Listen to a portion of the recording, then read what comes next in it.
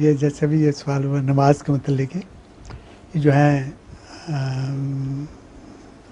حج، زکوٰۃ اور کلمہ اور نماز، یہ ہیں حضور کی بیعت، ان میں تمام میں تو پابندی نہیں ہے، یعنی جبر نہیں ہے.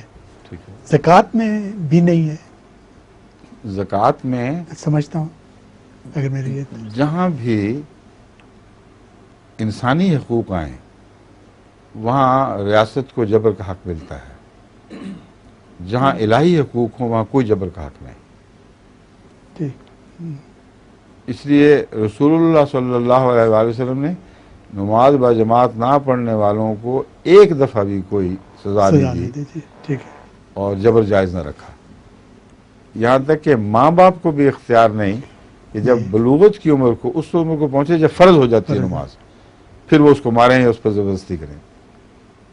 تو یہ بنیادی اصول یاد رکھنا چاہیے کہ قرآن کریم کوارشن کی اجازت وہاں دیتا ہے جہاں انسان کے حقوق کو تلف کرتا ہے، جہاں انسان ریاست کے جو بقا کے حقوق ہیں ان کو تلف کرتا ہے، اس حد تک وہاں اجازت ہوگی.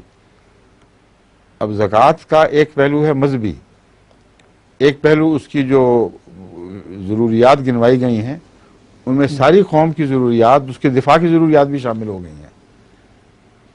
تو اس پہلو سے ٹیکس ہے، اور اگر اسلامی حکومت نہ ہو تو محض ایک نیکی ہے، عبادت کا ایک حصہ ہے، اور حکومت کے ان معنوں میں ٹیکس نہیں ہے جو ہم عام دنیا میں دیکھتے ہیں. اور جب اسلامی حکومت قائم ہو جائے اور زکوٰۃ پر قومی کاروبار کی بنا ہو تو اس وقت اس کی سزا ملے گی. اس لیے نہیں کہ تم خدا کی بات نہیں کر رہے، اس لیے کہ تم قوم کا حق نہیں ادا کر رہا ہے اور قوم حق رکھتی ہے کہ تمہیں سزا دے. یہ ایک یونیورسل بین الاقوامی اصول ہے جس کو سب دنیا تسلیم کرتی ہے. سمجھ گئے؟ اب حضرت ابوبکر نے کہیں بھی یہ شرط نہیں لگائی تھی کہ جو نماز نہیں پڑھتا اس کو مارو جب تک نماز نہ پڑھے. زکوٰۃ کے متعلق ہے، یہ بڑا نمایاں فرق ہے.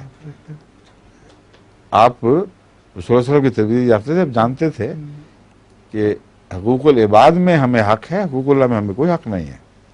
اس کا جو بنیاد اس کے پس منظر تھا اس سے میں واقف نہیں تھی. اور